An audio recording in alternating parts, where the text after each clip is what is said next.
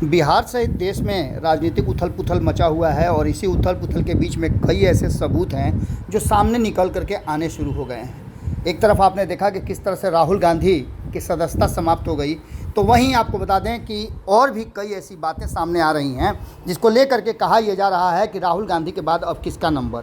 इन्हीं सब बातों को लेकर के भारतीय जनता पार्टी अपना पल्ला झाड़ रही है, तो दूसरी तरफ भारतीय जनता पार्टी के विरोधी दल भारतीय जनता पार्टी पर आरोप लगा रहे हैं कि भारतीय जनता पार्टी ये सब सोची समझी रणनीति के तहत कर रही है। आपको बता दें कि इस पूरे विषय पर बातचीत जो चल रही है उसमें बिहार की राजनीति में अलग अलग तरह की चर्चाएं शुरू हो गई हैं, लेकिन इन सब से इतर सुशील मोदी पूरी तरह से एक्टिव हो गए हैं। एक बार फिर सुशील मोदी ने उन सारे सबूतों का खुलासा किया जिसको लेकर के तेजस्वी यादव पर और लालू परिवार पर सीबीआई और अन्य जांच एजेंसियों की दबिश बढ़ रही है।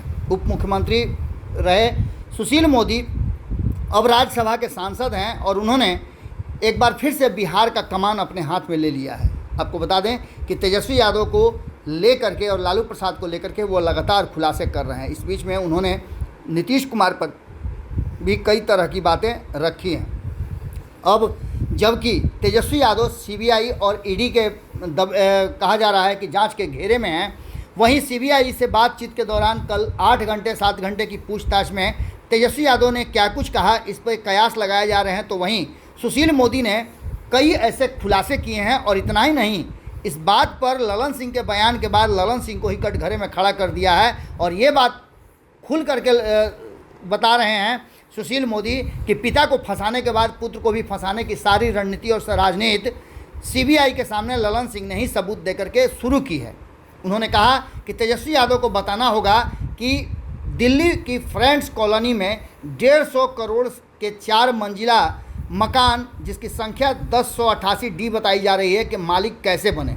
सीबीआई उनसे ऐसे सवालों का जवाब चाहती है। उन्होंने कहा कि जदयू के स्वर्गीय शरद यादव और ललन सिंह ने इस मामले में यूपीए सरकार के प्रधानमंत्री मनमोहन सिंह को ज्ञापन देकर सीबीआई जांच की मांग की थी।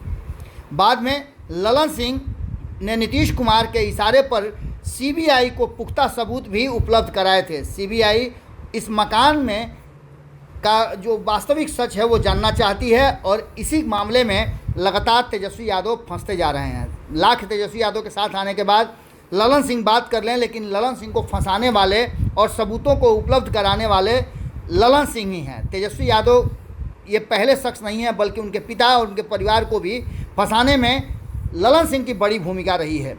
उन्होंने कहा है कि जदयू भ्रष्टाचार से जुड़े इस मुद्दे पर राजनीति कर रही है। दिल्ली की फ्रेंड्स कॉलोनी वाले मकान का स्वामित्व एके इन्फोसिस्टम के पास था। बाद में मामूली धनराशि देकर राबड़ी देवी और तेजस्वी यादव इसे कंपनी के रूप में परिणत करके ले लिए। अब इन सारे मामलों को लेकर के जहां एक तरफ अपना पल्ला झाड़ते हुए केंद्र सरकार और भारतीय जनता पार्टी पर ललन सिंह आरोप लगा रहे हैं कि ये सब कार्रवाई जो है बदले की भावना से हो रही है, तेजस्वी यादव के महागठबंधन में नीतीश कुमार के साथ सरकार बनाने को लेकर के डराने और धमकाने की कार्रवाई है, जांच एजेंसियों का दुरुपयोग किया जा रहा है, तो वहीं सुशील मोदी ने पूरा पन्ना ही खोल दिया है और ये बातें कह करके उन्होंने सबको स्तब्ध कर दिया, चौंका दिया है कि एक तरफ जहां पिता को चारा घोटाले में फंसाने वाले ललन सिंह हैं, तो वहीं तेजस्वी यादव की भी राजनीति वो पूरी तरह से समाप्त करना चाहते हैं। सीबीआई को उन्होंने ही सारे सबूत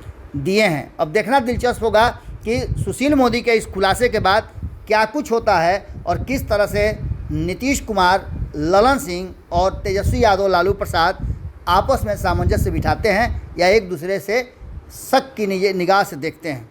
अगर ये वीडियो पसंद आई और वह बिहार के राजनीति और बिहारियत से सरोकार रखेनी तो सब्सक्राइब बटन दबा के चैनल के सब्सक्राइब कर ली। ओजे एगो घंटी बा, ओकरा बटन दबा देला से कुल सटीक और मारक खबर रुआ मुफ्त में मिल जाई। अगर रुआ पत्रकारिता के हमनी के नया प्रयोग में सहयोग कर चाहतानी तो ज्वाइन बटन दबा दी। पेटीएम नंबर नोट कर ली 9386816700। धन्यवाद।